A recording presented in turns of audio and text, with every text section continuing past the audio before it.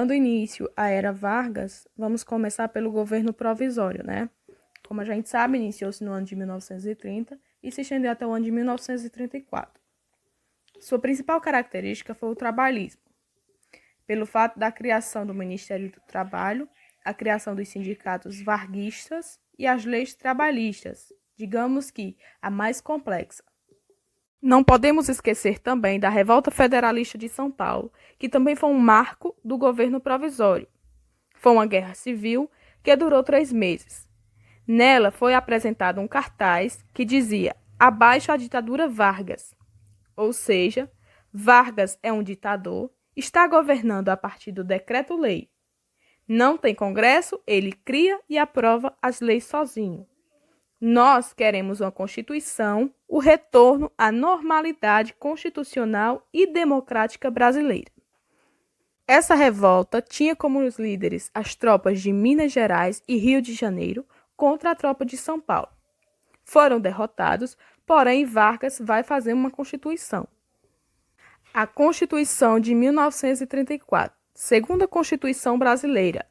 Ela vai servir como base para a próxima Constituição, que é a Constituição de 1946.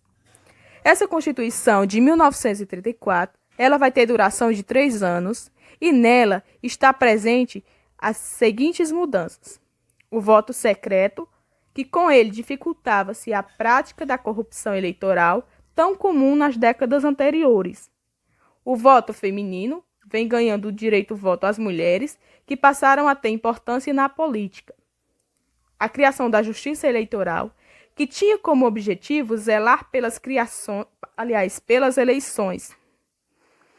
O ensino primário gratuito, de frequência obrigatória, a criação da Justiça do Trabalho, os direitos trabalhistas, que foram reconhecidos direitos como jornada de trabalho de 8 horas diárias, descanso semanal remunerado, indenização por dispensa sem justa causa, proteção ao trabalho do menor e da mulher, férias anuais remuneradas e estabilidade à gestante, entre outros. Essa nova Constituição também previa que o próximo presidente seria escolhido por meio de eleições indiretas. A vitória, logo, nessas eleições, coube ao Getúlio Vargas. Vamos dar início ao governo constitucional, que iniciou-se no ano de 1934 e se estendeu até o ano de 1937.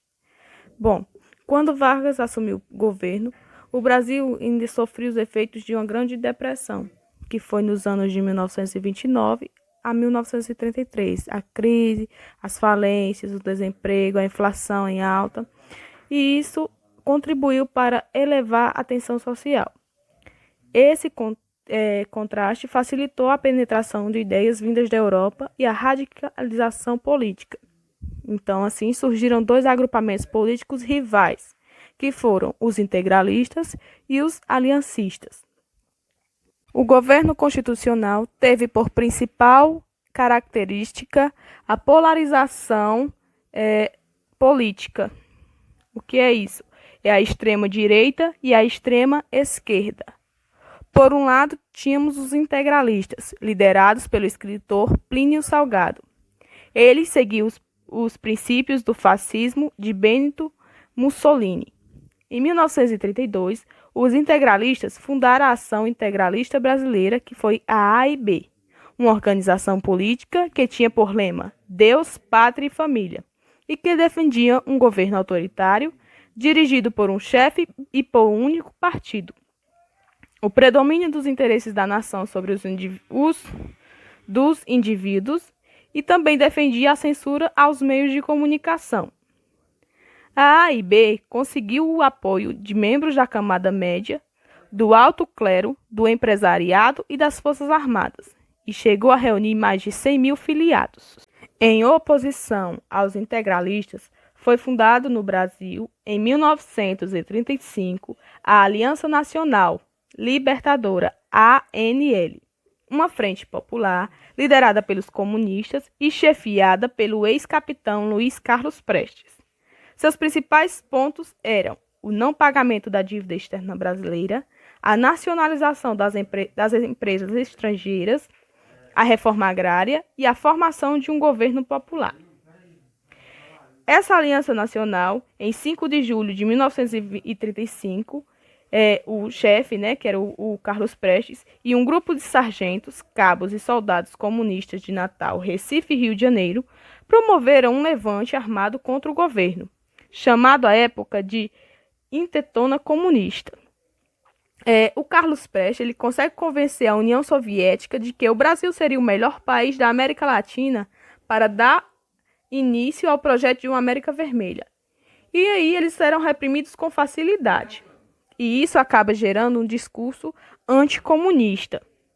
Vargas, assim, em 1935, cria uma lei de segurança nacional que vai restringir a participação política desses grupos, além de criar um medo da possibilidade de haver novos levantes, assim acaba dando o golpe do Estado Novo, onde dá-se início a mais uma etapa e última etapa da era Vargas.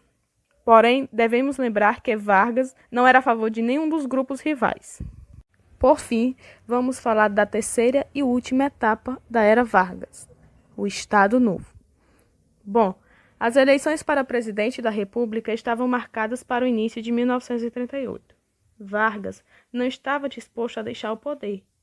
Ele anunciou pelo rádio que havia descoberto, então, o Plano Cohen, segundo o qual os comunistas iriam provocar greves, incêndios, igrejas e até mesmo o assassinato do presidente. Na verdade, esse plano era falso, porém serviu de pretexto para que, em 10 de novembro de 1937, Vargas desse um golpe e implantasse uma ditadura, o Estado Novo. Naquele mesmo dia, ele fechou o Congresso Nacional e impôs ao país a Constituição de 1937. Nessa Constituição, permitia ao presidente governar por decretos, leis impostas. As eleições presidenciais foram suspensas, as greves proibidas e os sindicatos passaram a ser ainda mais controlados pelo governo. Essa ideia do Plano Cohen, que surgiu em 1937, era uma ideia de um plano fascínio judaico para mudar o poder. Então, Vargas declara que o Congresso vai fechar e que não vai haver eleições presidenciais. Assim, ele vai governar o tempo que for necessário. Vargas iniciou seu novo governo decretando a extinção de todos os partidos políticos. Inconformados, os integralistas, então, atacaram o Palácio Guanabara, residência do presidente, em maio de 1938. Ajudado por sua guarda pessoal, Vargas resistiu ao golpe e à bala. Aproveitou-se do episódio para mandar prender seus adversários, porém, Vargas não se manteve no poder só por meio da violência. Ele também adotou um conjunto de políticas públicas nas áreas do trabalho, da educação e da saúde, e uma cuidadosa propaganda para exercer sua dominação. Assim, no intuito de favorecê-lo, Vargas usou a sua principal característica, aliás, a característica fundamental do governo Vargas, que foi o trabalhismo, e durante o Estado Novo, no ano de 1942, ele começou a divulgar amplamente os direitos trabalhistas, usando os jornais, o rádio e as comemorações cívicas. O trabalhismo, ele buscava estabelecer um vínculo político entre o presidente e os trabalhadores. Estes deviam ser produtivos e ordeiros, a trabalhar para o progresso do Brasil. Assim, ele fez um tripé para que possa sustentar sua ditadura, que foi a satisfação, a persuasão e a repressão. A autossatisfação dos trabalhadores pelo aumento dos empregos, pelas leis trabalhistas criadas, pela reaproximação com a igreja, e isso Vargas caçou uma maneira de trazer aquilo como benefício para si próprio, que era o ato da persuasão. E na persuasão, o principal destaque foi a DIP, que era o Departamento de Imprensa e Propaganda. A DIP era responsável tanto para a censura na era Vargas, ele só exibia aquilo que favorecia o governo, como também era uma forte propaganda. Digamos que propaganda fundamental do governo Vargas. Essas propagandas se davam a partir do rádio e era na rádio a Voz do Brasil. Como também teve a repressão, que a repressão foi quando o Vargas reprimiu todos aqueles que ele via que estava contra o que ele previa para o Brasil, o que ele queria na era Vargas. E, por fim, a participação do Brasil na Segunda Guerra Mundial, né? A participação brasileira na Segunda Guerra Mundial contra as ditaduras fascistas, elas contribuíram para aumentar as críticas ao governo Vargas. No Brasil, muitos passaram a dizer que era preciso combater também a ditadura varguista. E em 1943, no mês de outubro, os políticos de Minas Gerais lançaram o Manifesto dos Mineiros, que exigiam a democratização do país. Nesse mesmo ano, os estudantes da União Nacional dos Estudantes, a UNE, saíram em passeatas contra o governo. Percebendo que a oposição ao seu governo se fortalecia, Vargas decidiu ele próprio liderar o processo de democratização do país. No início de 1945, anistiou os condenados políticos e marcou as eleições presidenciais para dezembro daquele mesmo ano. Getúlio, porém, fazia jogo duplo.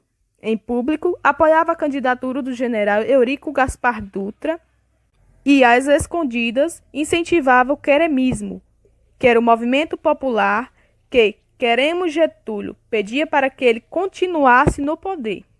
Assustados com a enorme popularidade do ditador, as oposições militares e civis uniram-se para derrubá-lo. E em 29 de outubro de 1945, tropas lideradas pelo general Góes Monteiro forçaram Vargas a renunciar. E aí o Estado Novo chegava ao fim. E assim, em meio a toda essa ditadura do governo Vargas, o Brasil ele vai acabar entrando na Segunda Guerra Mundial. Então, conteúdo esse que será abordado em um outro vídeo aula.